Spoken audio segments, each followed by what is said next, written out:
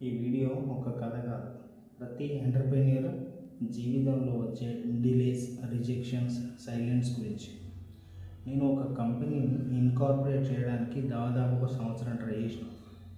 చివరికి అది 2023 November 28న incorporate అయింది.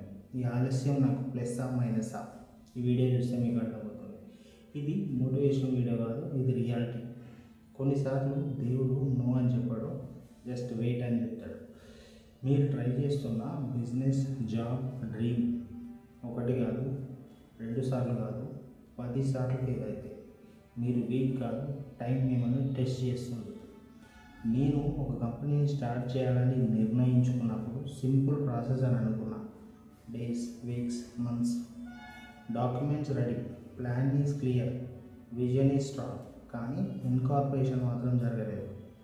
ఒక స్టేజ్లో నాకు అనిపించింది, నా ఐడియాలో ఏమైనా డిఫెక్ట్ ఉందా, నేను రాంగ్ పర్సన్నా, ఇంత డిలే ఎందుకు అవుతుందని.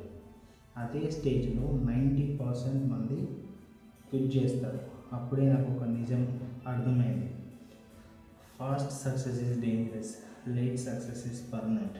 ఎందుకంటే డిలేలో పేషెన్స్ బిల్డ్ అవుతుంది, సిస్టమ్స్ స్ట్రాంగ్ అవుతాయి, ఈగో బ్రేక్ అవుతుంది. చివరికి 2023 నవంబర్ 28 నా కంపెనీ లీగల్గా ఇన్కార్పొరేట్ అయ్యింది. సంవత్సరం డిలే, కానీ 0 షార్ట్ కట్స్, 100% క్లీన్ ఫౌండేషన్. లైఫ్లో కొన్ని థింగ్స్ ఈజీగా వస్తే అవి ఈజీగానే పోతాయి, కానీ స్ట్రగుల్ తర్వాత వచ్చింది కూర్చడం ఎవ్వరి వల్ల కాదు. ఈరోజు నువ్వు అప్రూవల్ కోసం వెయిట్ చేస్తున్నావా, ఫండింగ్ కోసం స్ట్రగుల్ అవుతున్నావా, రికగ్నైజేషన్ లేదని బాధపడుతున్నావా? Stop quitting. Delay is not equal to denial, delay is equal to preparation. నువ్వు ఆగగలిగితే లైఫ్ నిన్ను నిలబెడుతుంది.